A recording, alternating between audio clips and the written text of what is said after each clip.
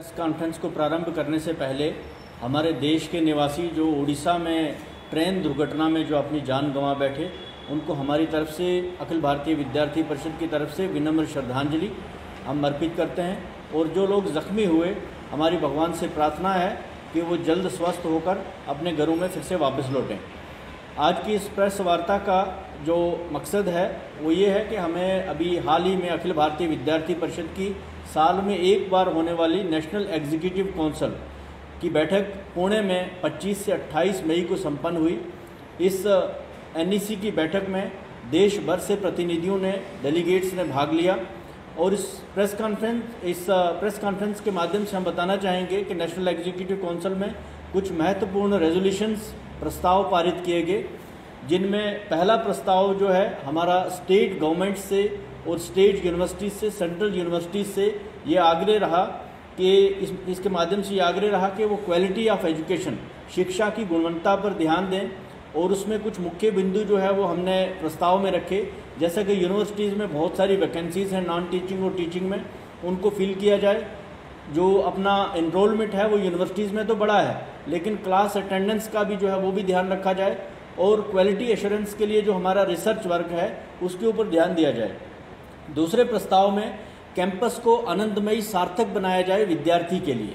आनंदमयी सार्थक इसलिए बनाया जाए कि हाल ही में डिप्रेशन के कारण और भिन्न कारणों की वजह से विद्यार्थी जो है अलग अलग प्रकार के स्टेप्स लेने के लिए मजबूर हैं। तो ऐसे में शिक्षा की मजबूती के लिए और विद्यार्थी की मानसिक मजबूती के लिए शिक्षा को सोसाइटी से जोड़ा जाए, शिक्षा को एक्टिविटीज़ से जोड़ा जाए। करिकुलम और सिलेबस को जो है वो बोझा ना बनाकर स्कूल का जो बैग है उसका लोड कम किया जाए, ऐसा हमारा दूसरे प्रस्ताव में रहा।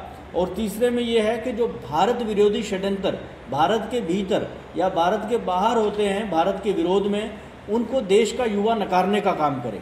तो आप जानते हैं हाल ही में एक तथ्यों पे आधारित मूवी आई थी कैरल स्टोरी, तो उसमें किस प्रकार से भारतीय नारी का जो है उसकी अस्मिता पे प्रहार किया गया, उसकी अस्मिता को तार तार किया गया। तो देश के युवाओं से आग्रह रहेगा कि ड्रग्स और अन्य प्रकार की जो चीज़ें हैं इनको रोकने के लिए और देश के विरोध में जो अलग अलग प्रकार के षड्यंत्र हो रहे हैं राष्ट्रीय और अंतर्राष्ट्रीय स्तर पे, उनको रोकने के लिए अपना रोल निभाएं। चौथे प्रस्ताव में हमने सोसाइटी से, भारतीय समाज से ये आग्रह किया कि वो भारत को आत्मनिर्भर बनाने के लिए महत्वपूर्ण रोल निभाएं। और आपको मालूम है कि प्राचीन काल से ही भारत का जो है विश्वगुरु का स्थान रहा है, तो उसको पुनः प्राप्त करने के लिए भारत के 53% युवाओं का एक महत्वपूर्ण रोल रहने वाला है। और उस रोल को निभाने के लिए, उस महत्वपूर्ण स्थान को प्राप्त करने के लिए भारत के युवाओं को आगे आना होगा और देश को स्वाहा की अनुभूति जो है वो करवानी होगी। धन्यवाद। थोड़ा प्रकाश डालना चाहूँगी। विद्यार्थी परिषद समय समय पर विद्यार्थियों की मांग को उठाती आई है। हमारे जम्मू कश्मीर में भी अभी कुछ ज्वलनशील मुद्दे हैं विद्यार्थियों के, आप सबके ध्यान में भी होंगे। जैसे स्ट्यू सिटी के जो सेंटर्स की अलॉटमेंट हुई है वो स्टेट के बाहर हुई है, जिसके कारण अनेकों विद्यार्थियों को जो है एग्ज़ाम सेंटर्स तक पहुंचने में और एग्ज़ाम्स देने में दिक्कत आई है। विशेष करके जो छात्राएं हैं वो अपने सेंटर्स पे नहीं जा पाई हैं एग्ज़ाम्स देने।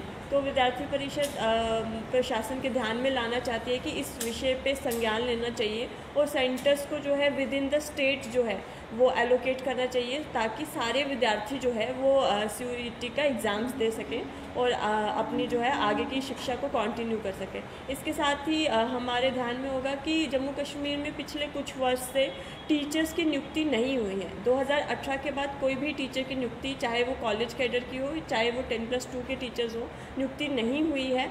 और ये बहुत चिंता का विषय है, जिसके कारण जो है हमारे स्कूलों में, हमारे कॉलेजेस में पोस्ट जो है वेकेंट है और जिसके कारण हमारा विद्यार्थी सफ़र कर रहा है, उनकी एजुकेशन प्रॉपर तरीके से नहीं हो रही है। तो विद्यार्थी परिषद मांग करती है कि जल्द से जल्द जो है वो टीचर्स की नियुक्ति हो, रिक्रूटमेंट हो, ताकि विद्यार्थी उसके कारण सफ़र ना करें।